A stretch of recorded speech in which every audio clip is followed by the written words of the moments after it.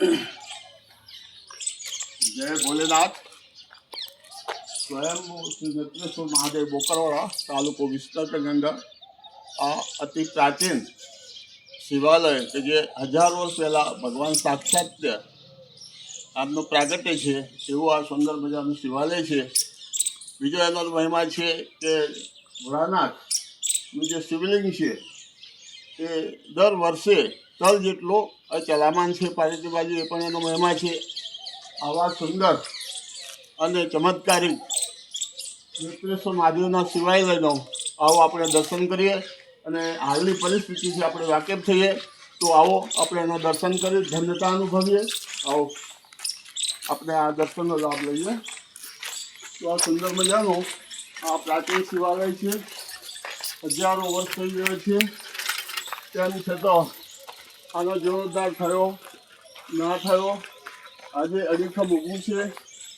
અને હાલ આની જે પરિસ્થિતિ છે આ શિવાલયની જગ્યાને આપણે આના જેનો દર્શન કરી રહ્યા છીએ કે જોઈ રહ્યા છીએ એ પણ એક આપણને દર્શનનો લાવો કહો કે જે આ વિચારીએ। આ સુંદર મજાનું આ સામે બાજુમાં તળાવ છે કે જે પાણીથી ભરેલું છે, આજુબાજુ સુંદર વનરાજી છે। આવી સુંદર જગ્યામાં આ શિવાલય આવેલું છે।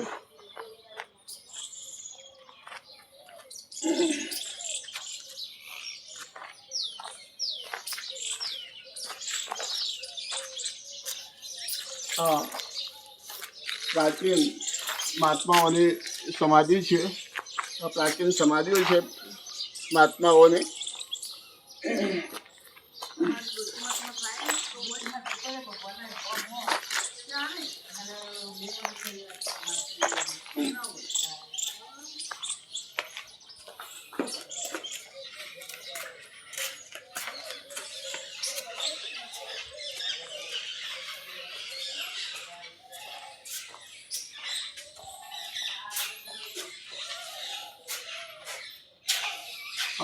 भोलानाथ श्री नेत्रेश्वर दादाનું આ ફોટોકોપી છે। આ એમનો આભૂષણ જે નાગદેવતા એમના એ નાગદેવનો અખંડ અને કોતરીનું આપણે દર્શન કરી રહ્યા છીએ। બાજુમાં ભોળાનાથ પોતાના સુંદર ચલમનું પાન કરી રહ્યા છે, એનું દર્શમાન થાય છે। આ ભોળાનાથનો આ ધોળો છે, અખંડ ધોળો છે જે આપણે દર્શન આપી રહ્યું છે। प्राचीन आ जगह है धर्मशाला की जगह है, अत्यारे हाल आ पोजिशन में है, तेम छतां आनो उपयोग थई रह्यो छे। लोको प्रेमथी आवे छे, बेसे छे। आ पंखा पर व्यवस्था है, लाइट की सुंदर जगह है।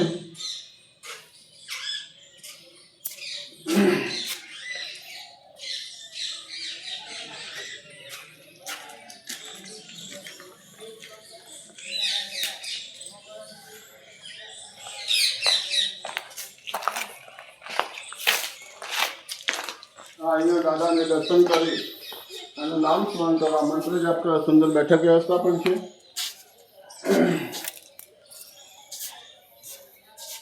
आ श्रावण महीना में गंगाजल माटेनो कावड़ो है कि जेथी गंगाजल दादा ने चढ़े है। बाजू में आ मां शीतळानु मंदिर है ये पण प्राचीन है। आज आपणे आ जोई रह्या छीए ये पण जीर्ण थोड़ुं थयेल छे।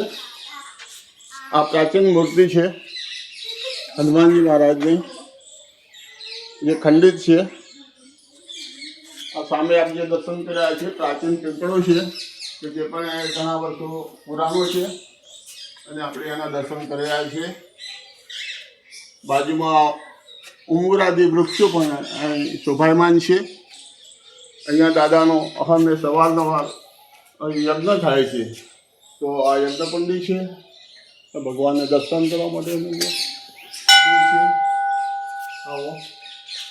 आ भगवान ने सुंदर संसार करेलानो सुंदर संसार करेलानो जे आपणे पण दर्शन करी रह्या छे।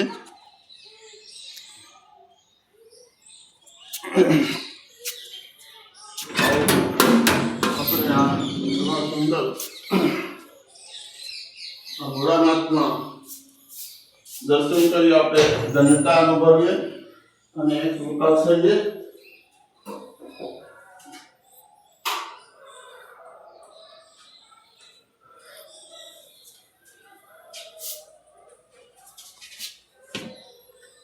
ભોળાનાથ નેત્રેશ્વર દાદા અહીં બિરાજમાન છે.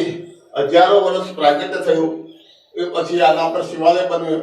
જેટલે વર્ષે શાસ્ત્રો વિધિ પ્રમાણે ગર્ભગૃહની વચ્ચે શિવાલય શિવલિંગ આને બનાવવામાં આવ્યું છે. પણ દાદાની એક લીલા છે જે આપોઆપ પ્રગટ થવાની, અને બીજી લીલા એમને ખસવાની છે. વર્ષે તલ જેટલું શિવલિંગ માં પાર્વતી બાજુ ખસેડ્યું છે. આજે છે માં પાર્વતીના નજદીકમાં આ શિવાલય છે જેનું આપણે દર્શન કરી રહ્યા છીએ.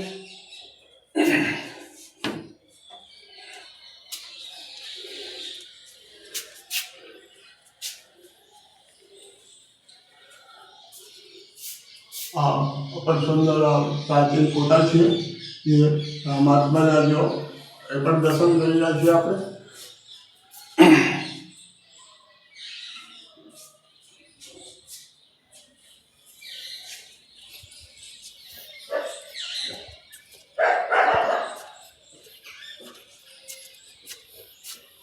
આ તપસ્વી મહાત્માની સમાધિ છે કે જેઓ શ્રીએ 12 વર્ષ મૌન ધારણ કરીને તપ કરેલું, તેમજ 1.25 વર્ષ સુધી એક પગે ઊભો રહીને તપ કરેલું છે.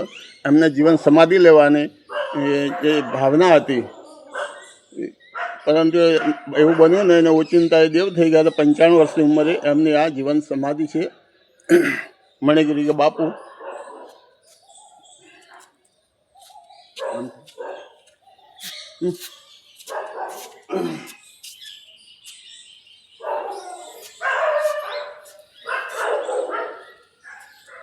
આ સામે શેષ નાગવા નાગદેવતાની જગ્યા છે, ત્યાં બિરાજમાન છે.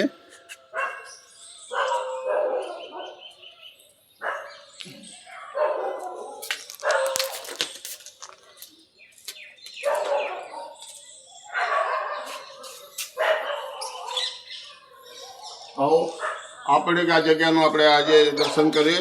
આ દાદાની આપણી દયા કેટલી છે એ તો આપણે સૌ જાણીએ છીએ. લોકો શ્રદ્ધાથી આવે છે, એમના જાતના શ્રદ્ધાથી દાદા કામ કરે છે. આજની વાત કરીએ.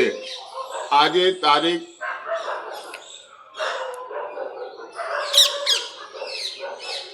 21, આજે તારીખ 21/1/2026 કે જે દિવસ દરમિયાન આપણે આ જોઈ રહ્યા છીએ કે આજે જીર્ણ જગ્યા થઈ છે. એમાંનો આ ધર્મશાળાનો એક ભાગ અને એ આપણા દૃશ્યમાન થઈ રહ્યું છે કે જે જીર્ણ થવાથી આજુ નીચે આ બધું એનો કાટમાળ તૂટીને નીચે પડ્યું છે.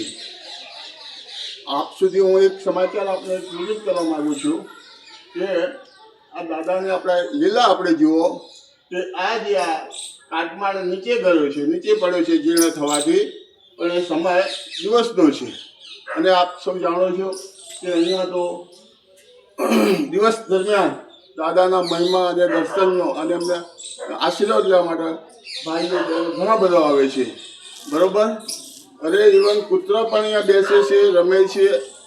આવી આ જગ્યા છે. અને આવા સ્થળ પર આપ જોઈશું આ દિવસ દરમિયાન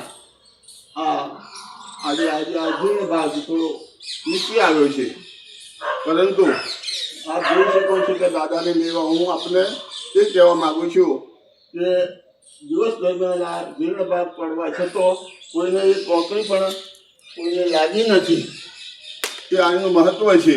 તો એ આપણા દાદા આટલી બધી આપણે સાચવે છે. હવે આપણે દાદાથી નજીક રહેવું કે દૂર રહેવું તે આપણે વિચારવાનું છે.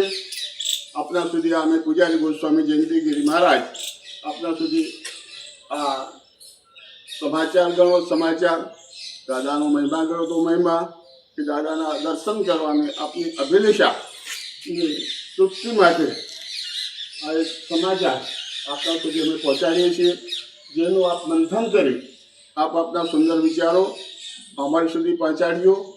અમે આગળ એનાથી શેર કરીશું, બીજાનો સહકાર લઈ. અને આ જગ્યા માટે આપણે આપણાથી શું થઈ શકે? આપણે તો એક પામર જીવ છીએ, કરવાવાળો તો કિરદાર છે, આ ભણોનાર બેઠો છે.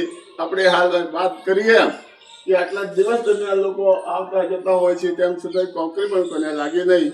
અરે ઇવન પશુ જે શ્વાન જેવા પશુઓ જે અહીંયા ફરે છે, બેસે છે, ઉઠે છે, એમને પણ એ કોકરી વાગી નહીં. એવું આ ભોળાનાથે આપણે સાચવે છે.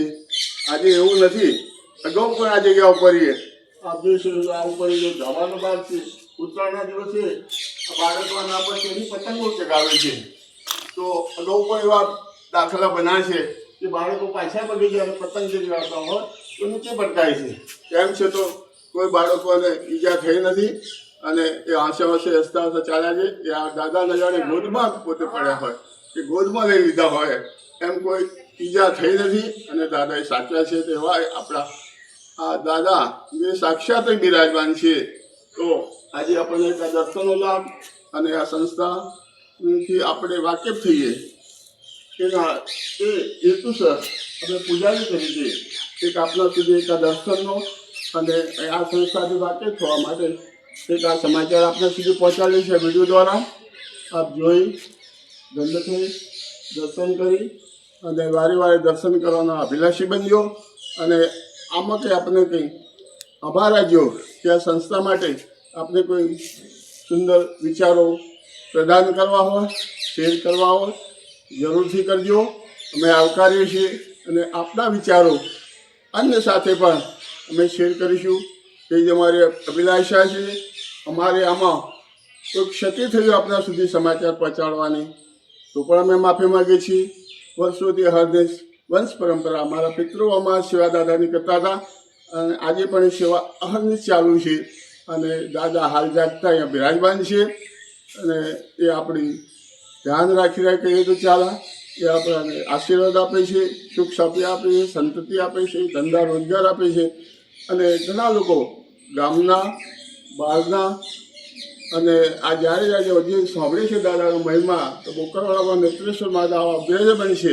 તો એ પણ જ્યારે સાંભળે ત્યારે એ તરત દોડીને અહીંયા બોકરવાડ પધારે છે. અને ના નીકળ્યા હોય એ પણ જ્યારે સાંભળ્યું ઘરેથી દાદાને દર્શન કરવા માટે નીકળી પડે છે. આમાં આપણા નેત્રેશ્વર દાદાનો મહિમા છે. તો વિશેષ આપની નહીં કંઈ કહેતો હવે દાદાની ક્ષમાયાચના કરી મારે વાણીને વિરામ આપું છું. જય ભોલેનાથ, જય નેત્રેશ્વર દાદા, જય મા પાર્વતી, જય મા શીતળા માતા. સૌનું કલ્યાણ કરો, જગતનું કલ્યાણ કરો, પ્રાણી માત્રમાં સદભાવ આપો. ઓમ નમઃ શિવાય.